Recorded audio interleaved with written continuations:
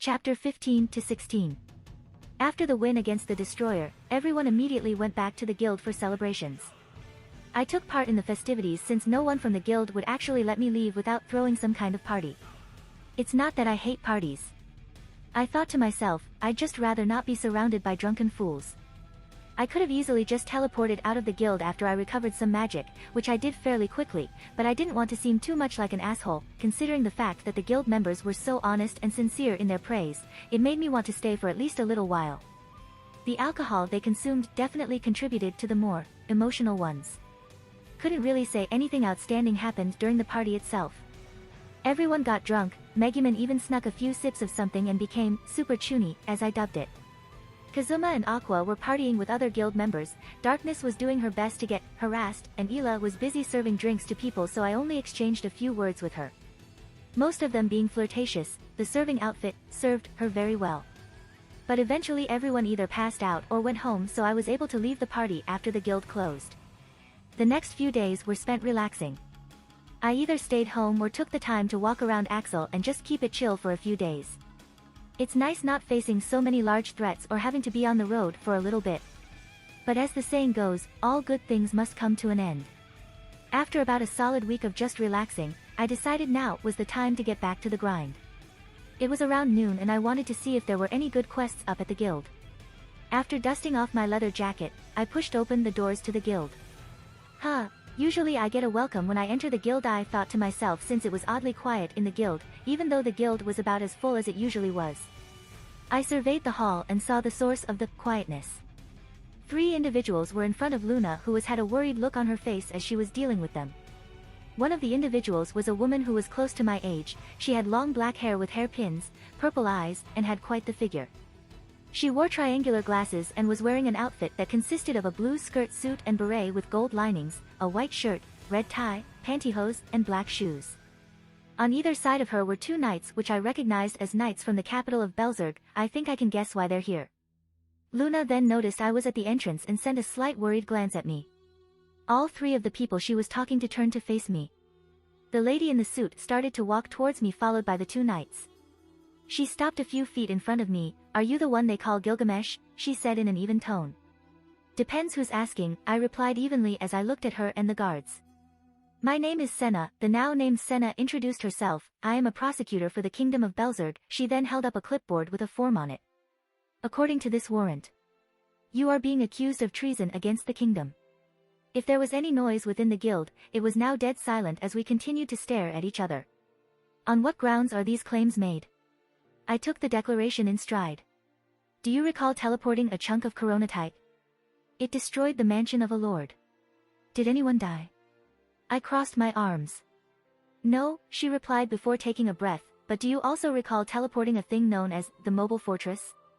Because that blew up over an ancient burial ground that covered an equally ancient dungeon. Did anyone die?" I repeated my earlier question. "Luckily no. But with the dungeon uncovered, it has attracted a lot of attention. Most of it being negative attention, and now a cult of sorts is inhabiting the ruins. I can easily go and rectify that." "I cannot let you do that." She shook her head and lowered the form. "There's a chance that this was an act of terrorism. Or you have aligned yourself with the Devil King." "Really? I literally teleported away 2 bombs that were going to wipe out thousands of people, and that's considered terrorism?" I closed my eyes and took a breath to gather my thoughts. "You do realize that if I didn't do what I did, this whole entire city would have been a crater and thousands would have died, correct? And that I recently assisted in defending the capital against an army of a few thousand demons?" "Yeah. He's right," a random adventurer spoke out. "He's saved this city more times than I can count. And I can count past 3, a burly adventurer butted in as well. "This is an abuse of power." "Yeah," all of the adventurers in the guild tried to argue my case. Senna only pushed up her glasses in response. "Unless you wish to be charged with sedition for going against this, then I suggest you all step back," she threatened. What's that mean?" a random adventurer called out. "It means that you'll be charged for rebelling against the current authority of this country," Senna replied back. "Oh, that's bad." The same adventurer slid back into the crowd. I huffed in response, "Fine then. Do what you must." The crowd looked at me in shock. "What? Is it weird that I'm following the law to not make this worse?" I'm surprised you didn't fight this more. Senna seemed somewhat surprised. With a slight shrug I responded, why make it worse when I can just prove my innocence? Senna gave a light chuckle, you're smart for an adventurer. She then looked to her 2 guards, now arrest him. Both of the guards approached me with the one on the right holding a set of cuffs. Before he could even place the cuffs on me I grabbed his wrist with an iron grip, I agreed to go with you. But not in chains. The guard shivered slightly as he looked into my eyes. Are you resisting arrest? Senna glared at me. I let the guard's wrist go, leaving a visible dent in the shape of my hand on his gauntlet. I already agreed to go with you and I said that I would accept the responsibility of what would happen if the KonoSuba was teleported into a bad spot. I will accompany you to wherever I need to be. But I will not be going in chains. My tone carried an air of finality as I stuffed my hands in my pockets. Fine, Senna huffed before leading the way out of the guild. I followed behind her with the 2 guards on either side of me. By the time we hit the main street leading out from the guild, I saw a familiar quartet making their way to the guild. They were running towards the guild when they saw me. Yo! Kazuma called out, we heard knights from the capital were here. Yes, I'm well acquainted with them. I tilted my head towards Senna. Are they here to deliver rewards? Aqua said aloud. No, we are not, Senna spoke. We are here to apprehend a potential terrorist. And you need his help. Megumin tilted her head. I was the one to respond by shaking my head. I'm the potential terrorist, I said with air quotes. What? All 4 of them yelled out. But why? Darkness called out. Because the KonoSuba blew up a lord's mansion, while the destroyer blew up and uncovered an ancient dungeon. No one died, but there's nothing more to speak of right now and I'll handle this soon enough, I said before starting to walk away again. But wait. Kazuma called out, causing us to stop again. This guy almost single-handedly organized a raiding party against an ancient freaking spider fortress. How the hell is this even fair? He's right. Darkness interjected, almost every single person in this town would have died otherwise. Senna sighed as a tick mark appeared on her forehead, once again. She said with irritation, unless you wish to be arrested for interrupting our business, it would be wise to drop this now. All 4 of them seemed hesitant, so I tried to put them at ease. They know about my past deeds already. In a few days' time I'll have this handled. I'm only suspected of treason as of right now. So continue on and you'll see me soon. Alright then, Darkness nodded, I trust your judgment. But if I may ask one last thing, she glanced at Senna who sighed before gesturing her to continue. Which lord's mansion was destroyed? Lord Alderp. Darkness' face scrunched up for a second before she calmed herself, I see. Now enough wasting time, Senna said after a brief silence, we are to take you to a holding cell for the time being, she directed at me. I only nodded before following. I can already tell this is going to be a royal pain in the ass. After the brief interaction with Kazuma and the others, I was brought to Axel's holding cells. Other inmates jeered towards me or threw out comments like, oh ho. We got a pretty boy don't we, and other such comments. I kept my head straight as to not give these men the satisfaction of responding. Within minutes I was led down a stone hallway and brought to a cell. It was almost completely barren. The only things in it were a bucket for waste, a plank over top of it, a cot on the floor as well as a barred window near the top of the cell. This cell has been lined with anti-teleportation magic and other anti-magic spells, so don't try escaping, Senna said to me before a guard opened the cell door. We will begin your questioning 2 days from now. I nodded before walking into the cell. I didn't say anything else to acknowledge her, so she left along with her 2 guards. First time in jail, I guess, I thought while observing my surroundings. Still wasn't much to observe in this musty stone prison cell. Guess I should get comfortable. I then snapped my fingers and had a variety of gates open inside the cell. One of them sent out a nice red cushioned couch, another procured a small table beside it and a coffee table in front of the couch. Good thing my gait isn't affected by anti-magic spells, and the like a smirk appeared on my face before I sat down on the couch and put my feet up on the table. Just as my feet hit the table, a glass filled with wine came out from a small gate and into my hands. I took a sip of it and began to think about my situation. I think I've heard of the name Alderp before. I'm pretty sure he's the one that governs this city, so trying to get out of this will prove to be difficult. I put the glass on the little side table before looking up at the ceiling. I've only heard rumors about him, with none of them being good. I guess I'll have to take things as they come. Not much I can really do other than plan out my answers for any questions. But that was easier said than done. While they don't have a lie detector like back on Earth exactly, they do have a magic bell that they use, which I had never really seen before. It would be difficult to formulate a plan, I can't lie my way out of this, especially if they ask if I've had any involvement with a Demon King General. Wiz is a Demon General, so not if but when they ask that question, it'll all go downhill from there. Honestly, the best thing I can do is pick and choose my answers for other questions carefully. With a heavy sigh, I rubbed my temples, but this prospect of a burial ground being disturbed with a cult taking over it is certainly something to keep note of for sure. With those final thoughts, I planned out how I would answer any questions. 2 days later. Time actually passed by pretty quick for me. Sure, I was annoyed to be waiting for so long, but being able to make my cell look like a 3 to 4 star flat was pretty nice. Whenever guards came by the cell, they would either freak out because I had other things in the cell or call a superior. Senna even dropped by and tried to confiscate my couch and the like. But considering I could just snap my fingers and have them disappear, only to reappear, they let it go eventually. Not like they can restrict my gait, I thought to myself during those moments with a smile. But eventually I was led out of my cell by a guard who brought me to the interrogation room. They didn't even bother putting cuffs on me, considering the fact that I still had access to my gate even with magic cuffs that nullified magic. The interrogation room itself wasn't anything to write home about. It was a small stone room that had a table in the middle with 2 chairs on opposite sides and a table in the corner for something akin to a court reporter. The window next to the table was letting in a nice amount of light though. Senna was already there waiting for me, good. Now we can begin, she spoke while pushing up her glasses. The guard shut the door behind me and I went to take my seat opposite of Senna. But before I sat down, I procured a plush cushion to place on the chair, which seemed to annoy Senna. Senna cleared her throat before pulling out something from one of her pockets. Do you know what this is? She asked while placing down a bell. It was on a small platform that was half white and half black/purple. The dark side had a devil wing, while the white side had an angel wing. A bell that detects lies, I said with little interest while inspecting my nails with an arm over the back of the chair. Senna frowned at my lack of interest in the interrogation. Since you know, then I'll start asking the questions. She crossed her arms before looking right at me. Where are you from? And what did you do before becoming an adventurer? Opening up with that, are we? I gave her my attention. I come from Japan and I used to work at a store. The bell did not ring.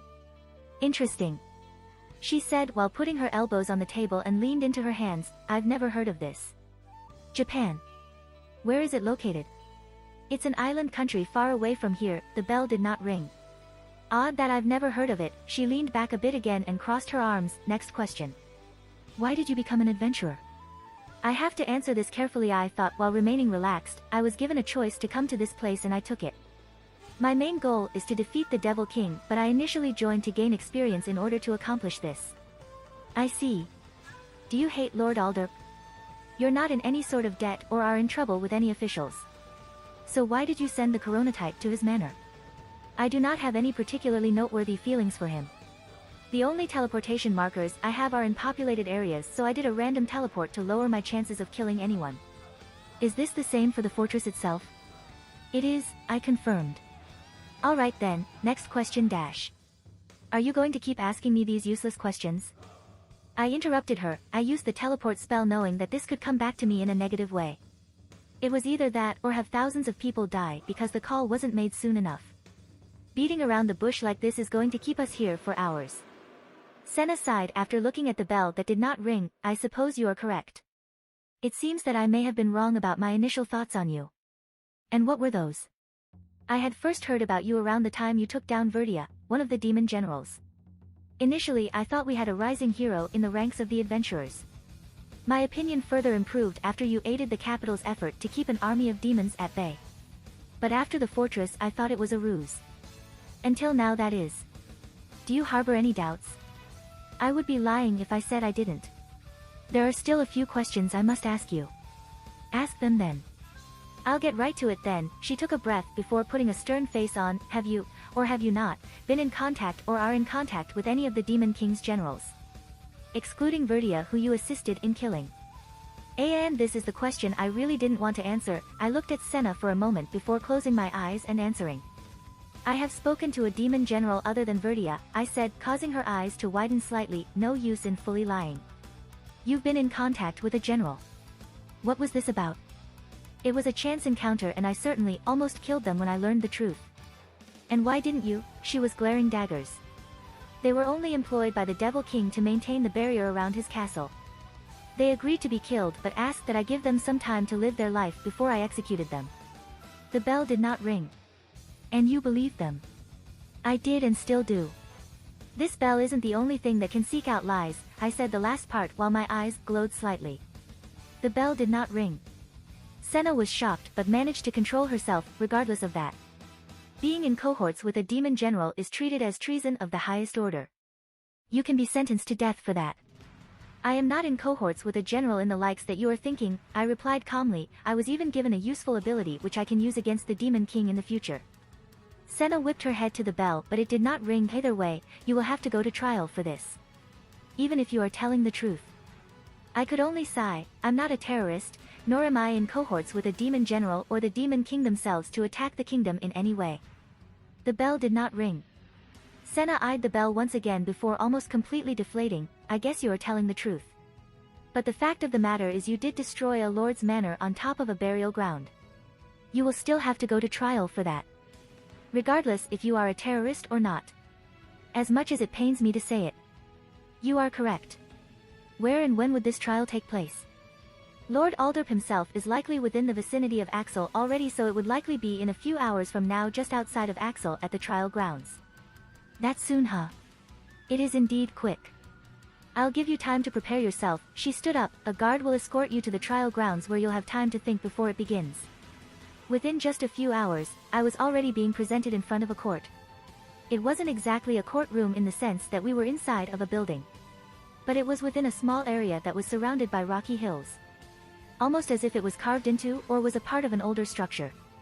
There were wooden fences behind me with all kinds of adventurers and citizens waiting to see what would happen. In contrast to the snow that blanketed the ground, the area I was in had tiles all throughout and only had some snow gathered along the edges of the area. I was standing on a small wooden platform that had a curved fence/gate in the formation of a half circle. In front of me was a stone podium holding the lie detection bell, with Senna not too far from it. Behind her were steps leading up to an older-looking man in robes with a pair of small glasses, clearly the judge. To my left was a fat individual wearing purple and red royal garments. He had long blonde hair and a thick mustache. This was Lord Alderp. And above the judge was supposed to be a menacing lynch with guards wielding scythes. Just has me positively quivering in my boots, I thought sarcastically. My thoughts were interrupted as the judge banged his gavel against a round wooden block on his desk. The trial of the adventurer Gilgamesh will now come to order. Ms. Prosecutor, you may begin. Senna stepped forward a bit and adjusted her glasses, while Gilgamesh has been cleared of being a terrorist by the lie detection bell. Endangering a lord is still a threat to this land and its people. The accused is hereby charged with destruction of property and as a potential danger to the people. All of the people in the crowd began to murmur at the charges. I thought he was gonna be charged with terrorism. I could faintly hear Aqua at the front of the crowd with Kazuma's party. He must have convinced the prosecutor he wasn't, Darkness replied. Phew, Kazuma wiped his forehead. This guy's probably the best chance at defeating the Devil King right now. Don't need him being executed. Ha!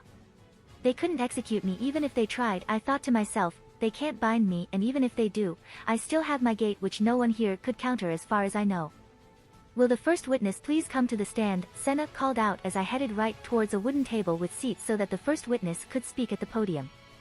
Well, I guess that's me, Kazuma sighed from his spot as he walked up, but not before giving me a thumb up. Kazuma? I thought, I guess it makes sense since him and his party are the ones I talk to the most. Probably got subpoenaed mostly because he was there during the teleporting. Your name is Kazuma Sata, correct? Senna approached him with a question. Yeah, that's me, he responded. Is it true you were present during the teleportation of the Corona type? Yeah, I was. Was there any signs that you noticed during the event that could incriminate the defendant? Not really, no, Kazuma shook his head. He was calm about the whole thing and he trusted his luck to handle it. So you're saying that he teleported a dangerous item that could have potentially went to a populated area purely because of his luck? Well, we literally couldn't have done anything else other than let it explode. Maybe blow it up ourselves, but that would have been worse. Senna hummed, no further questions. Next witness. With that, Kazuma gave me another thumb up before going back. Not exactly the way I would have answered, but good enough, I suppose. The next witness was another familiar face. Approaching the podium was none other than Ila, the person that I had brought over after taking down the trafficking ring. She gave me a wave and a wink before she faced Senna and patted down her guild uniform. Your name is Ila, correct? It is, yes, she answered evenly. And how do you know the defendant? We met while he was on a quest to stop a marriage or something. Senna looked over to me. I heard about this but only a brief report. I gave a brief explanation. A man by the name Hajime Toketsu requested that I help with a cousin of theirs that had an unhealthy obsession with his daughter. Long story short, he was in the drug trade as well as trafficking, so I took him down. I heard it was quite the spectacle in the end. Senna looked back to Ila. Were you present during? No, I wasn't. She shook her head. We met up after he dealt with it and came back here to Axel. You mentioned that you met the defendant beforehand, correct? Senna asked and received a nod. And where was it that you two met? At my place of work when I was there. And where was that? Ila frowned a bit. A brothel and bar. Murmurs went through the crowd for a moment before Senna continued. I'm assuming this wasn't a legal bar. No, it wasn't. Ila kept her frown. And what was he doing in an illegal brothel? He wanted information on the guy he was trying to take down and asked me for the information. And you gave it willingly? After we spoke quite intensively in one of the private rooms. I told him what he needed to know. Senna understood the implication and it seemed that most of the crowd did as well. Senna cleared her throat before continuing. I see. And has the defendant shown any delinquent or destructive habits during the time you've known him? Unless you're talking about the bedroom. Ila smirked at the prosecutor's face. I haven't heard of anything insanely crazy. So you have heard of something? Only that he scared the living shit out of the guy he was after. No further questions. Senna ended the conversation and Ila was sent back to the crowd. Ms. Prosecutor, the judge got the attention of everyone. All I'm hearing is that the defendant made a decision that turned out more or less for the better, and so far 2 of your witnesses have nothing to say that could incriminate him on the charges you are implying. Is there a point to this? Sorry, Your Honor, she bowed. Not to mention you've already concluded, with evidence, that the defendant isn't a terrorist. Now wait just a second. Alderp called out with an annoyed grunt from his spot. This dumb adventurer blew up my freaking home. I've frankly heard enough. Evidence or not, he destroyed my property. And I demand compensation or his neck around a noose. I'm sorry, my lord. The judge bowed his head, but he is not charged with sedition and therefore shall not be executed. Alderp sneered. Are you trying to make me look like a fool? He glared at the judge and he flinched, but before he could say anything I decided to interject. Then why not compensation? I spoke up. You demanded either compensation or my head. What would you need to be compensated? What I want is your neck on that noose, you brat, Alderp snarled out. I'd watch your tongue. I snapped a little. What did you say? I said to watch your tongue. I gave him a sharp glare which he flinched at slightly. Other than my head, you wish for compensation. I looked to the judge. What if I paid for the damages towards his property? The judge cleared his throat. Considering your innocence in everything but property damage, he adjusted his glasses. If you were to pay for the damages towards Lord Alderp's manor and agree to be under surveillance for a short period to prove you aren't a danger to society, your charges would be dropped and would be free to go. Ha! Alderp laughed mockingly. I doubt a mere adventurer could muster up even half the amount of money required to rebuild one of my estates. I completely ignored Alderp in favor of looking at the judge, which clearly pissed off Alderp. I can agree to those terms. Lord Alderp, the judge looked to him. What was the initial building cost of your manor? Grr. Alderp growled before responding. It was over 20 million eris to build. But that doesn't cover the interior and all my priceless furniture, the surrounding land. Not to mention my poor staff's belongings. He said the last part with clearly fake sympathy. Then would 30 million suffice? I casually said, causing the crowd to gasp and even wonder if I could afford that. Do you even have 10 million eris? Alderp replied mockingly. I must ask the same. The judge looked to me. Do you have the sufficient funds to provide to Lord Alderp? I nodded, which surprised most of the people present. I've completed dozens upon dozens of high-ranked quests, got a partial reward from Verdia's defeat, and I own a fairly decent share in the Tanaka Island resort. I can put a down payment of 10 million eris right now and slowly give the rest over time to ensure the money won't be used for anything else. I can even have the money from my shares be forwarded over as a form of weekly payment and can provide any final amounts. The judge nodded. Is this offer to your liking, my lord? Why, you little. Is the offer sufficient, my lord? I put emphasis on the my lord with a casual smirk. Grr. Fine. Then it is settled, the judge looked to all, the defendant will supply Lord Alderp with the required funds to rebuild his property and has agreed to be under surveillance for a few days with Senna the prosecutor. He then raised his gavel and brought it down with a BAM, this court is now adjourned. After the whole Alderp fiasco, things died down surprisingly quick for how big it was or how big it was supposed to be. All that's really happening as of late is Senna keeping me under surveillance for most of the next few days. It wasn't really something that bothered me a whole lot if I was being honest. She mostly keeps to herself unless I directly confront her or she interjects in a conversation. So all in all, it's been a weird past few days but not horrible. Currently I was walking the snow-covered streets of Axel wearing my usual black jacket outfit.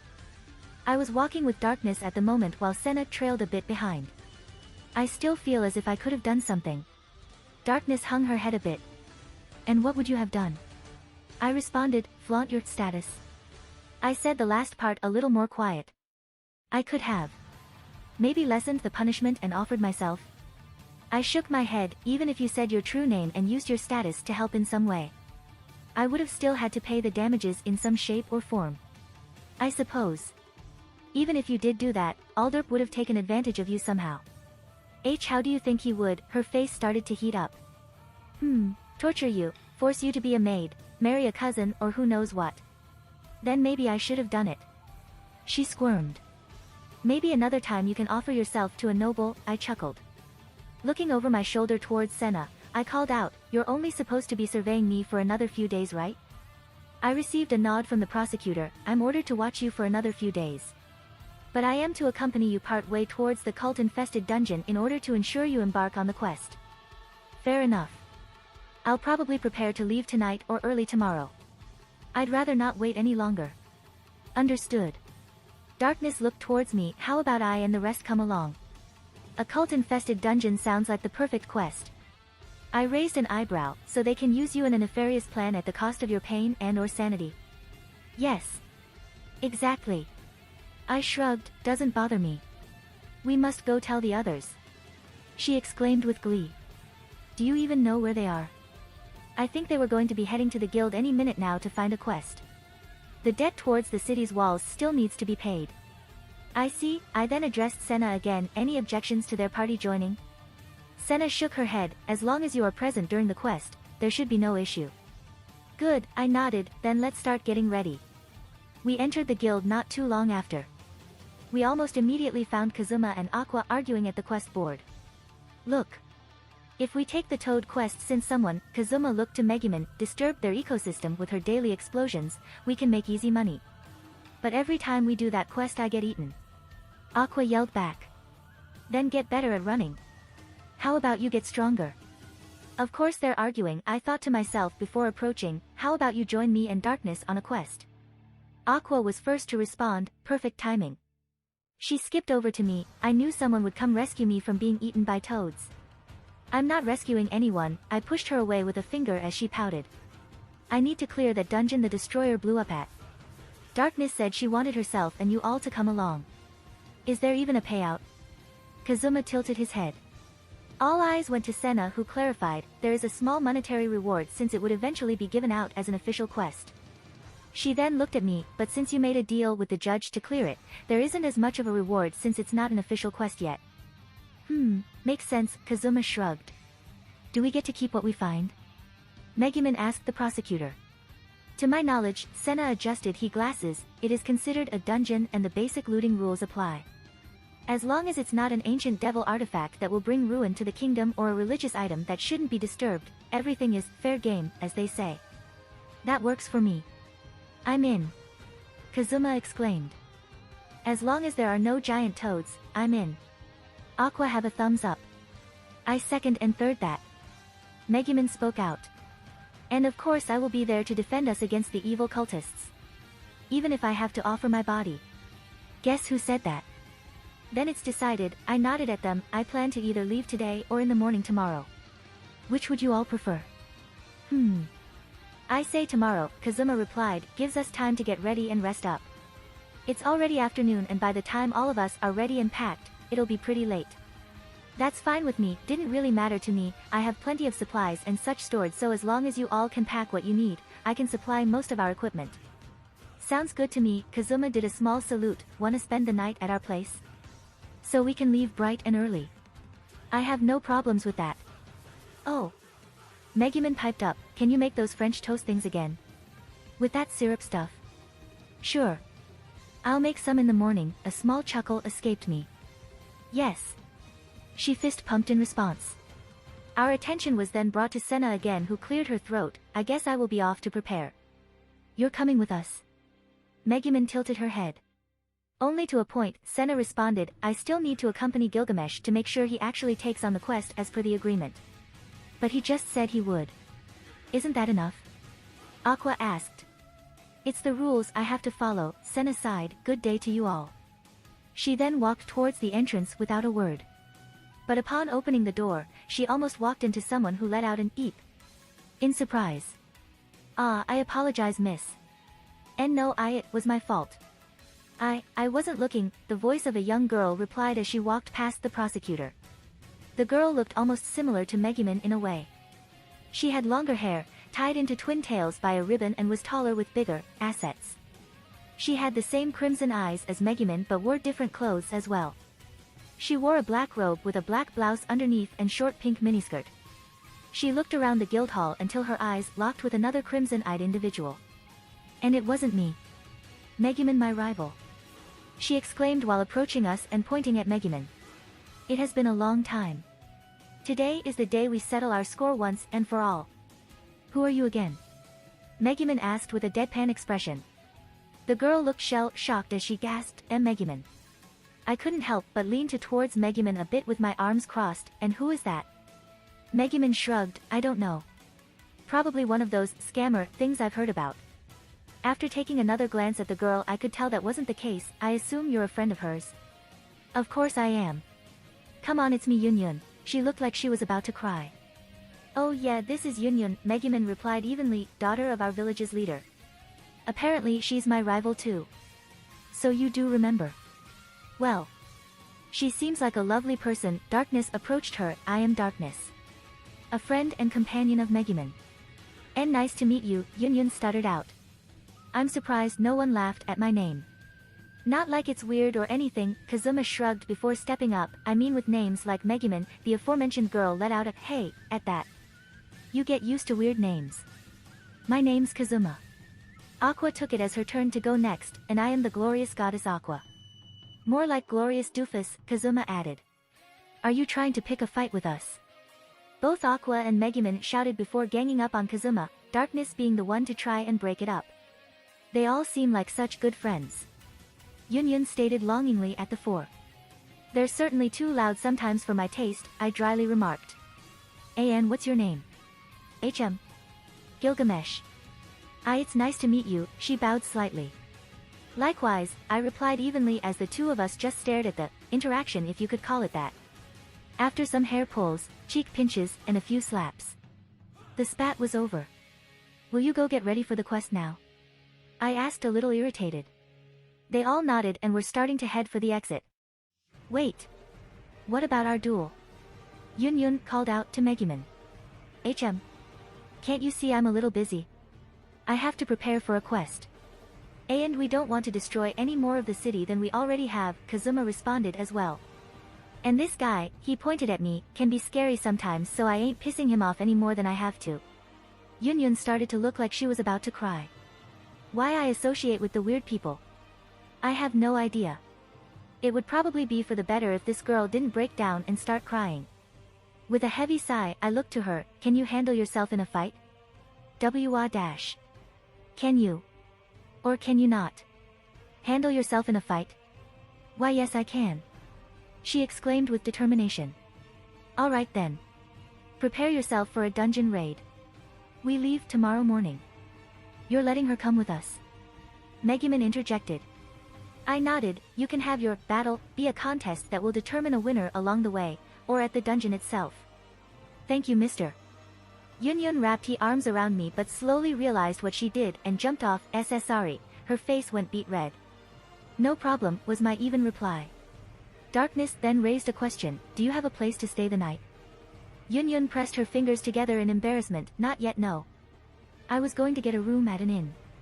Well, if you're coming with us, Kazuma gave a thumbs up, might as well spend the night at our place. What, so you can do pervy stuff to her? Aqua asked smugly. What? No, of course not. At least not yet. Humph. Perv. Aqua crossed her arms. We arrived back at Kazuma's shortly after leaving the guild and nothing super interesting happened along the way. Some adventurers tried to lure Kazuma into an ally for something, but a quick glare sent them away. Something to do about a cafe they wanted to visit again. Yunyun herself was somewhat quiet during the walk to Kazuma's place.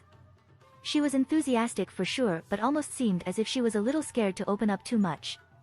It's not like she was a nervous wreck the entire way, but she had a few moments, if you'd want to call it that. Upon arriving, all of the group split off towards their rooms to start packing. Yunyun didn't have much on her and only picked up a few things she had brought to the city. And with me having the Gate of Babylon, I didn't have to pack anything. So while everyone else got ready, I went to the recreation room that they usually used and took a seat on the couch in front of the fireplace. Yunyun entered the room with me as well and sat on one of the wooden chairs by the wooden table the group would often eat from. Still don't see why they don't use the dining room as often. Not like it bothered me or anything.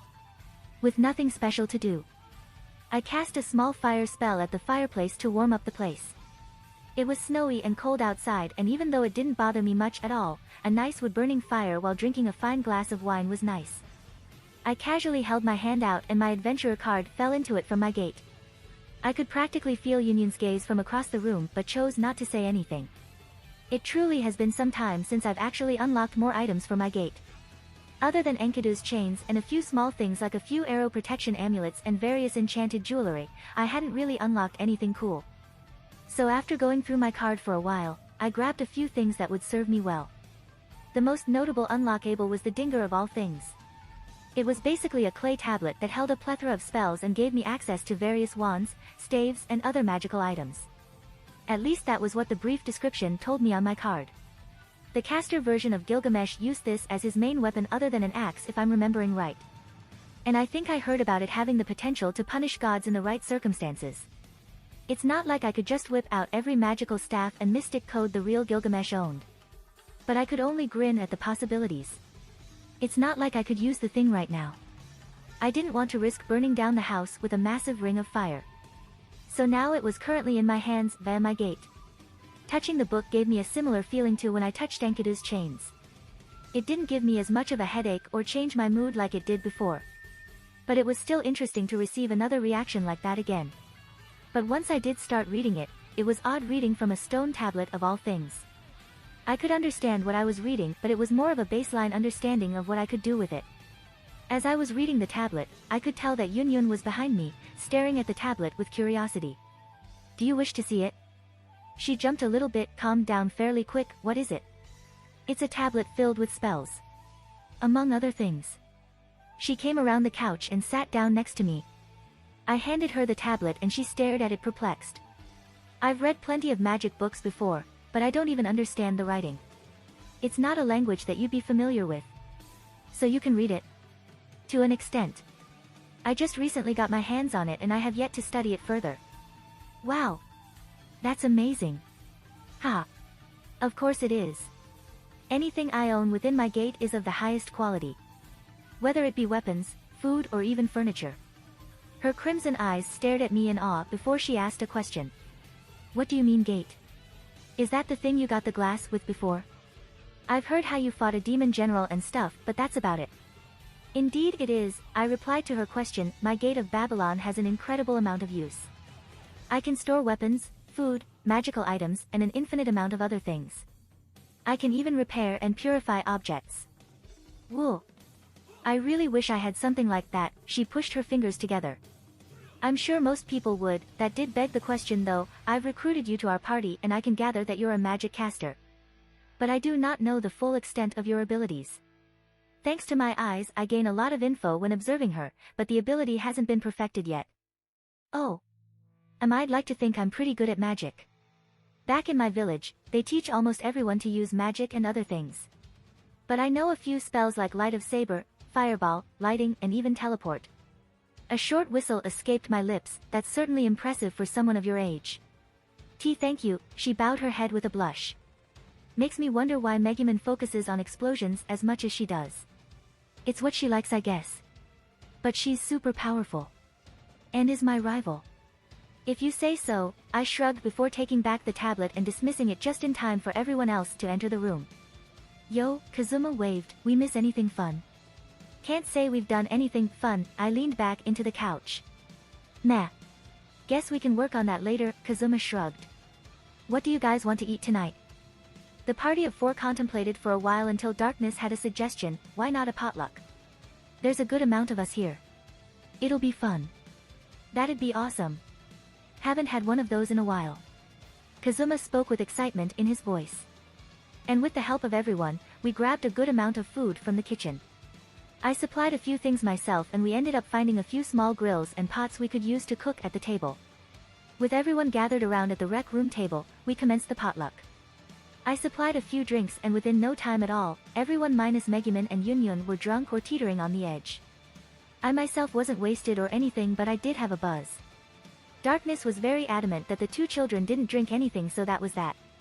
Of course Megumin was upset, but Yunyun was more or less okay with that. She just seemed happy to be here. I did have to stop Aqua from drinking too much and the rest agreed. No one wanted to deal with her being hungover on the job. The mood was relaxed and everyone was in more casual clothes. I was still wearing my usual outfit. But the others wore different clothing. Kazuma removed his cape and was wearing a gray shirt, Aqua was wearing a blue nightgown with her hair down, and Darkness had her hair down and was wearing a pink nightgown. While Megumin and Yunyun just took off their capes/cloaks. We had just finished eating our fill of food while I was finishing up a story. Then I attached a chain to the wyvern and was able to ground it and finish it off. I had told the tale of the large wyvern I took down a while ago. Jesus dude, you're crazy, Kazuma said to me with some slight amazement. I can only imagine how it would have felt to be ragdolled by such a large ferocious creature. Darkness was in her own world. You have to take us to the resort. Aqua whined, I need a vacation. For once I can agree, Kazuma actually agreed with the blue-haired goddess. I've always wanted to go to Tanaka Island. Megumin exclaimed. My family could never really afford it. Or any vacation for that matter. I think I remember going once when I was little, Yunyun added. I believe I've been there a few times myself. My father usually took me, Darkness added. Then it's decided. I exclaimed, after our quest. We will depart for Tanaka Island. There was a resounding cheer. I looked to Yunyun, you're invited as well. Ah, really? Her eyes lit up, are you sure you want me there? I don't see a reason not to. Will there be enough room? She still seemed hesitant. While I didn't specify how big to make the house. I'm sure it will be fine, I waved off her worries. If it's not a bother, she muttered, I'll come along. The more the merrier, as they say. Darkness smiled at the girl. Kazuma then let out a big yawn, well, I think it's about time I hit the old dusty trail. He then stood from his seat, stretched and patted his belly, that was some good stuff. It really was, Aqua sighed in contempt, your wine is always so good, she directed the last part at me. I chuckled then responded, I will not be giving you more tonight. Please? Just one Marie. Not for me, my response made her pout. I then snapped my fingers and caused all the dishes to either return to my gate or be deposited into my gate through portals. I'll bring them to the kitchen, but I won't be putting them away. Kazuma just shrugged, fair enough. We'll deal with it in the morning. Wait, hold on a second, Megumin got our attention, which room is she going in? She pointed to Yunyun. Any room, I guess, Kazuma scratched the back of his head. Well, none are prepared except ours, Darkness replied. Just have her room with you, I pointed at Megumin. Why me? She's your friend, is she not? WL. She looked at Yunyun, who gave her the human equivalent to puppy dog eyes. Fine. She sighed out. Yunyun then gained a big smile, it'll be just like when we were kids. Yeah sure, Megumin stood up, I'll show you where my room is. The two then left the room, followed by Kazuma and Aqua, who more or less stumbled her way out. Well then, I stood up, I'll use the same room as before. We haven't really maintained it, Darkness scratched her cheek awkwardly as she stood. No problem. Nothing a few minutes of using my gate and cleaning can't fix. I guess you're right, she followed me out the door. After a quick stop at the kitchen to drop all the dishes off, I went to my room. It wasn't absurdly dirty or messy and didn't take much time at all to tidy. Once I was finished tidying up, I removed my jacket and placed on a gray pair of pants with a white long-sleeve shirt to sleep in. After I plopped myself on the bed, I procured the dinger again. I opened the tablet and stared at the markings etched into it. It was odd how I could and couldn't read it at the same time. Me as a regular human couldn't read this, but my Gil side could. The more I read the tablet, the more I understood its contents. There were a few tests I wanted to try that hopefully wouldn't burn the place down. The first was to let the book go and watch as a bunch of glowing markings surrounded the book in a circle while it floated just above my lap. Test number 1 complete. Now let's try a spell. There were plenty of spells that could be cast from the tablet, so I decided on something easy. I traced my finger along the tablet and with a mental command, I cast a spell.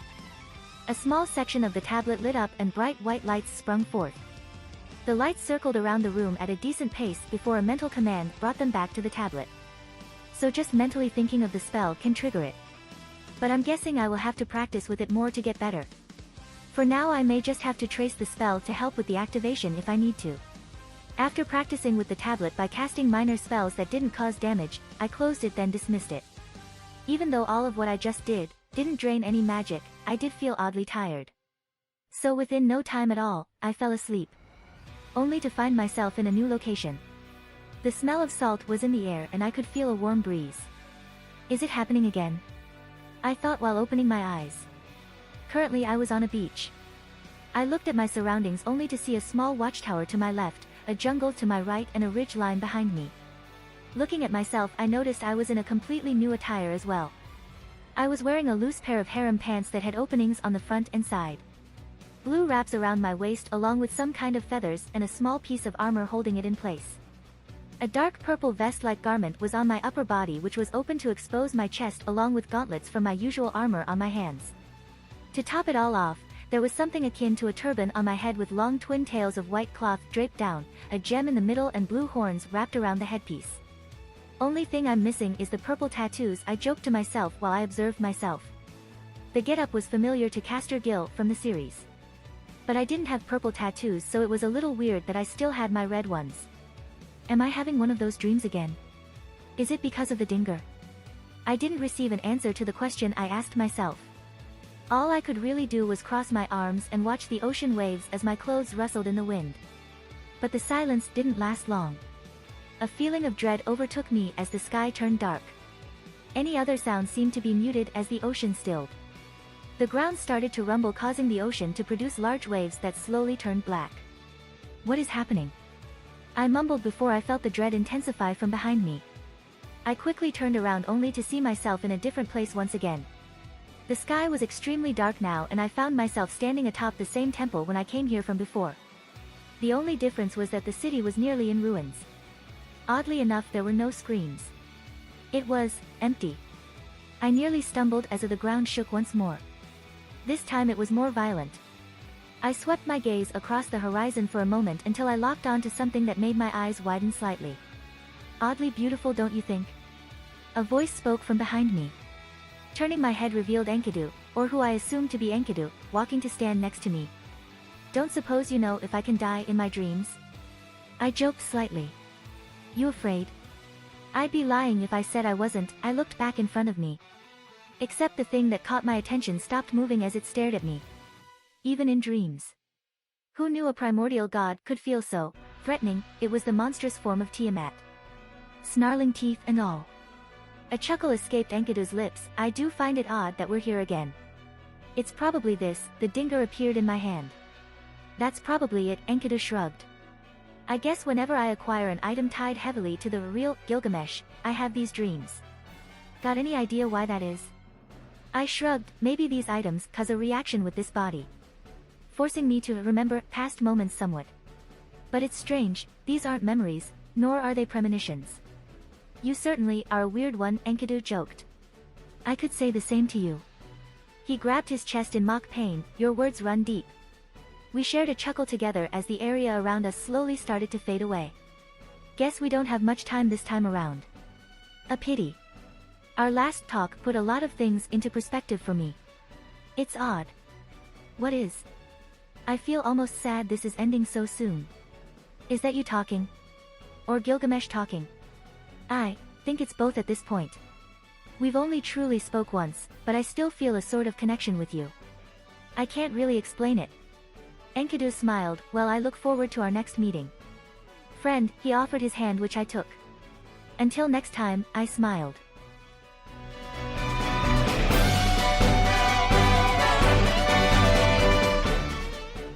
If you like this content, don't forget to like and subscribe. See you later, bye bye.